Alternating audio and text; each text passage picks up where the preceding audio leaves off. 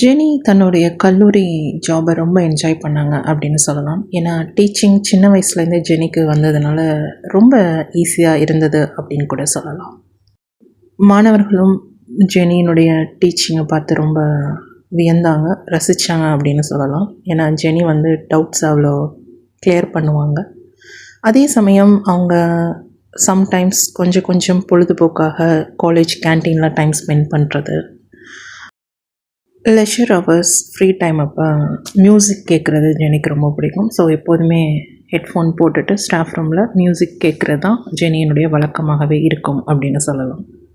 ஜெனியினுடைய travel பார்த்திங்க அப்படின்னா ரொம்ப ரிஸ்கியாக தான் இருக்கும். ஏன்னா எக்ஸ்ப்ரெஸ் ட்ரெயினுங்கிறதுனால ஹெவி க்ரௌடு இருக்கும். ஸோ இந்த க்ரௌடில் அவங்க ஏறி வரத்துக்குள்ளேயுமே அவங்களோட சாரியே பிடிச்சி இழுக்கக்கூடிய நபர்களும் இருந்தாங்க அப்படின்னு சொல்லலாம். ஸோ இந்த கஷ்டங்களையும் கடந்து தான் தன்னுடைய வேலை பணியை தொடர்ந்தாங்க அப்படின்னு கூட சொல்லலாம். ஜெனி எப்போதுமே கார்த்திகை தீபம், கிரிவலம் செல்வது வழக்கம். ஸோ அதே மாதிரி திருவண்ணாமலையினுடைய தீபம், அந்த மலையையும் அவங்க ஏறியிருக்காங்க அப்படின்னு சொல்லலாம். கிட்டத்தட்ட 2669 அடி மலை உயரத்தை ஏறி அந்த விளக்கு எரியும் இல்லையா, அண்ணாமலையாருடைய தீபம், அதையுமே அவங்க பார்த்து வணங்கிட்டு வந்துட்டாங்க அப்படின்னு கூட சொல்லலாம். இது ஒரு சிறிய சாதனை அப்படின்னு கூட சொல்லலாம் ஜெனியினுடைய வாழ்க்கையில். ஜெனியினுடைய ஜாதகம் உறவினர்களுக்கு தெரியுது. அதாவது ஜெனி லைஃப்பில் ரொம்ப டாப்லேயும் பெரிய ரிச்சாகவும் இருப்பாங்க, பயங்கர ரிச் லேடியாக இருப்பாங்க, பணக்காரவங்களாக இருப்பாங்க அப்படிங்கிற உண்மையை தெரிஞ்சுக்கிறாங்க.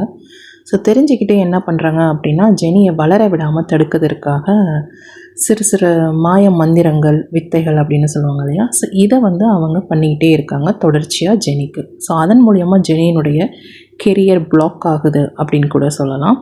அதே சமயம் அவங்களுடைய வேல்யூவை குறைப்பதற்கு அவங்க பலவித முயற்சிகளை எடுத்துக்கிட்டு இருக்காங்க. அப்படி ஜெனியினுடைய தம்பிக்கும் இதே தான் அவங்க பண்ணிகிட்டு இருக்காங்க. ஸோ குழந்தைகள் இருவருக்குமே சொந்தங்களால் பலவித இடையூறுகள், மாய மந்திர வித்தைகள் அப்படிங்கிறது ஒரு பக்கம் போயிட்டே இருக்குது. இன்னொரு பக்கம் முன்பின் தெரியாத நபர்களால் ஏற்படக்கூடிய வருத்தங்கள், அதாவது வீண் பம்புகள் அப்படிங்கிறதும் ஒரு பக்கம் ஜெனியினுடைய வாழ்க்கையில் நடந்து கொண்டே இருக்கிறது அப்படின்னு கூட சொல்லலாம்.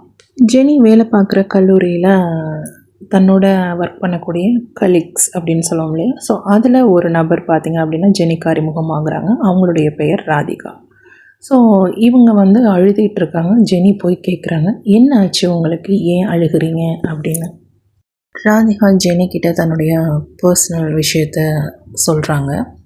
ஸோ இது மாதிரி எனக்கு லவ் மேரேஜ் நான் பண்ணிக்கிட்டேன், திருமணம் ஆகிடுச்சு. இருந்தாலும் ஒரு சில கருத்து வேறுபாடுகளால் கணவன் மனைவி இருவரும் பிரிந்திருக்கிறோம் அப்படின்னு சொல்கிறாங்க. என்னுடைய கணவர் பேங்க்கில் வேலை செய்கிறாரு. கடந்த 8 வருடமாக நாங்கள் 2 பேரும் பிரிஞ்சே இருக்கோம் அப்படின்னு சொல்கிறாங்க. ஜெனிக்கு இதை கேட்டுட்டு ஒரே வருத்தமாகுது. அதாவது கணவன் மனைவி 2 பேரும் பிரிஞ்சிருக்காங்களே, இவங்களை நம்ம எப்படியாவது சேர்த்து வைக்கலாம் அப்படிங்கிற ஒரு சின்ன ஐடியா தோணுது. ஸோ என்ன தான் நம்ம நல்லது செய்ய போனாலும் கடைசியில் நமக்கு ஒரு கெட்ட பேர் வரும்னு சொல்லுவாங்க இல்லையா. ஸோ அதுவும் ஜெனியினுடைய வாழ்க்கையில் நடந்தது. அதற்கான சவாலாக தான் இந்த கதை அப்படின்னு கூட சொல்லலாம். உடனே ஜெனிக்கு ஹியூமன் ரைட்ஸ் ஆர்கனைசேஷன் ஞாபகம் வருது. ஸோ ராதிகா கிட்ட உங்களுடைய ஸ்டோரி அதை எனக்கு ஒரு பெட்டிஷனாக எழுதி கொடுங்க அப்படின்னு சொல்கிறாங்க. ஏன்னா ஜெனி ஹியூமன் ரைட்ஸ் ஆர்கனைசேஷனில் இருக்கிறதுனால நம்ம அதை சால்வ் பண்ணலாம் அப்படிங்கிற கான்ஃபிடென்ட்டோட அந்த பெட்டிஷனை ராதிகா கிட்டேருந்து வாங்குறாங்க. இப்போ ஜெனி அந்த பெட்டிஷனை ஹியூமன் ரைட்ஸ் ஆர்கனைசேஷனில் இருக்கக்கூடிய அந்த லேடிக்கு ஃபார்வர்ட் பண்ணுறாங்க. ஸோ அவங்க அதை படிச்சுட்டு ராதிகாவுக்கு என்ன சொல்யூஷன் எடுக்க முடியும் அப்படிங்கிறத ப்ராப்ளத்தை நான் சால்வ் பண்ணுறேன், நீங்கள் கவலைப்படாதீங்க ஜெனி அப்படின்னு சொல்லி அனுப்புகிறாங்க. ஜெனியும் சரி ஓகே அப்படின்னு சொல்லிட்டு வராங்க வீட்டுக்கு. ஸோ இவங்களோட ப்ராசஸ் அந்த ஹியூமன் ரைட்ஸ் ஆர்கனைசேஷனில் இருக்கக்கூடிய அந்த லேடி, அவங்க ஹஸ்பண்ட், அவங்க 2 பேர் மூலியமாக சால்வ் ஆகுது. சம் கான்வர்சேஷன்ஸ் ஹார்ஷாக போகுது, ஸ்மூத்தாக போகுது அப்படின்னு கூட சொல்லலாம். ஸோ அவங்க பண்ணக்கூடிய சர்வீஸ் பார்த்திங்க அப்படின்னா சம் அமௌண்ட் கெட் பண்ணிவிட்டு தான் இந்த சர்வீஸ் பண்ணுறாங்க. ஸோ இது ஜெனிக்கு தெரியாது. ஜெனி ஃப்ரீ சர்வீஸ் அப்படின்னு தான் நினச்சாங்க. ஸோ இருந்தாலும் ராதிகா கிட்டேருந்து கொஞ்சம் அமௌண்ட் வாங்கியிருக்காங்க அப்படின்னு சொல்லலாம். போலீஸ் ஸ்டேஷனில் சம் ஹார்ஷான வேர்ட்ஸ் யூஸ் பண்ணியிருக்காங்க அப்படின்னு கூட சொல்லலாம். இது ஜெனிக்கு தெரியவே தெரியாது. ஆனால் கடைசியில் என்னவோ ஹஸ்பண்ட் அண்ட் ஒய்ஃப் 2 பேரும் சமாதானமாகி ஒன்று சேர்ந்துட்டாங்க அப்படின்னு சொல்லலாம். இப்போ ராதிகா ஜெனிக்கிட்ட ஜெனியை பார்த்து காலேஜில் தேங்க்யூ அப்படின்னு சொல்கிறாங்க. ரொம்ப சந்தோஷம் நீங்கள் எங்களை சேர்த்து வச்சது அப்படின்னு சொல்கிறாங்க. ஜெனியும் ரொம்ப பெருசாக இந்த விஷயத்தை எடுத்துக்கல.